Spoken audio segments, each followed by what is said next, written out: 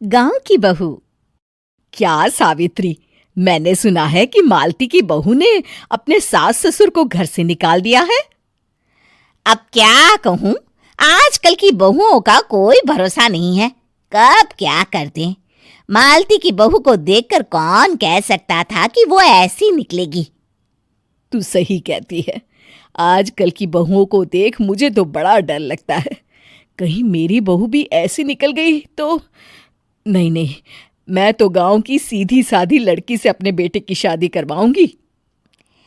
इस तरह एक दिन गायत्री अपने बेटे की शादी गांव में रहने वाली मीना नाम की लड़की से करवा देती है।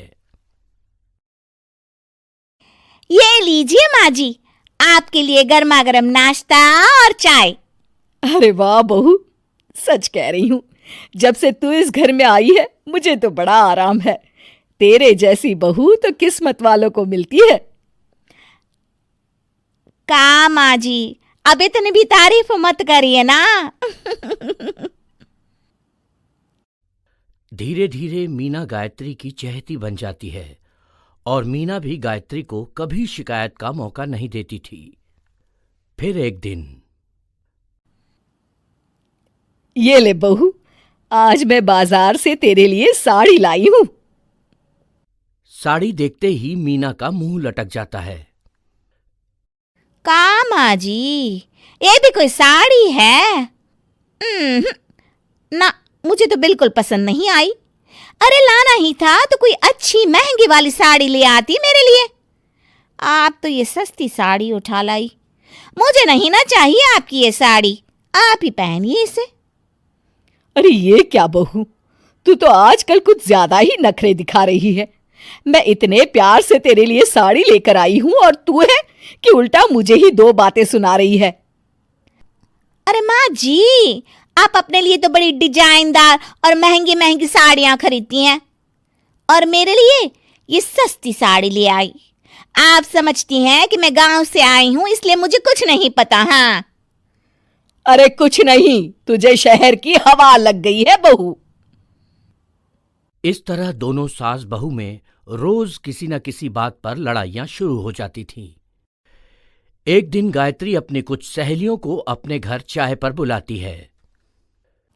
अरे बहू, मेरी सहेलियों के लिए बढ़िया चाय नाश्ता तो बना दे। अरे माँ जी, अभी ना मेरे पास बिल्कुल भी समय नहीं है। मुझे ब्यूटी पार्लर जाना है। चाय नाश्ता आप ही बना लीजिए। हाँ, तू कब से ब्यूटी पार्लर जाने लगी है? शहर आए 2 दिन नहीं हुए और देखो महारानी के नखरे शुरू हो गए। बस भी करिए माँ जी, आपसे बहस करने के लिए मेरे पास ना बिल्कुल टाइम नहीं है। आपका का है, आप समझती हैं कि मैं गांव से आई हूं तो मुझे कुछ नहीं आता, और आप जो रोज रोज मुझसे मेहमान नवाजी करवाती रहती हैं नौकरानी की तरह। मीना के कमरे में जाते ही, अरे ये क्या गायत्री, तू तो अपनी बहू की बड़ी तारीफ कर रही थी, लेकिन ये तो तुझे कुछ समझती ही नहीं। भाई मुझे तो लग रहा था कि तेरी बहू गांव की है तो सीधी सादी होगी, लेकिन इसने तो शहरी बहुओं को भी मात कर दिया। हाँ। अपनी सहेलियों के सामने अपनी बेइज्जती होते देख गायत्री आग बबूला हो जाती है। अरे क्या शहर और क्या गांव, मेरी तो किस्मत ही फूटी थी जो मैं इसे बहू बना के ले आई। भगवान जाने आगे और क्या क्या करेगी। अब तो मुझे कुछ ठीक नहीं लगता। तू जरा संभल के रहना, कहीं मालती की तरह तेरा भी हाल बेहाल ना हो जाए। अच्छा, अब हम चलते हैं। अपनी सहेली की बातें सुनकर गायत्री थोड़ी घबरा जाती है।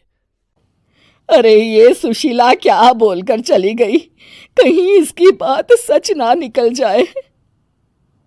दूसरी तरफ मीना सारी बातें सुन लेती है। अगले दिन से गायत्री अपनी बहू से कोई काम करवाने से पहले 10 बार सोचती थी। ज्यादातर काम वो खुद ही कर लेती थी। अचानक अपनी सास में आए इस बदलाव को देख मीना, लाइए ना माँ जी, मैं कर देती हूँ ना काम। एक एक बात पूछूं माँ जी, आजकल ना आप बड़ी चुप चुप सी रहती हैं और अब मुझसे झगड़ना तो दूर, मुझसे खुल के बात तक नहीं करती आप।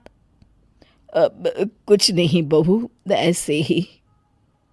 मीना अपनी सास की मंशा भांप जाती है और मुस्कुराते हुए कहती है, अरे माँ जी, चिंता मत करिए, मैं आपको घर से नहीं ना निकालने वाली।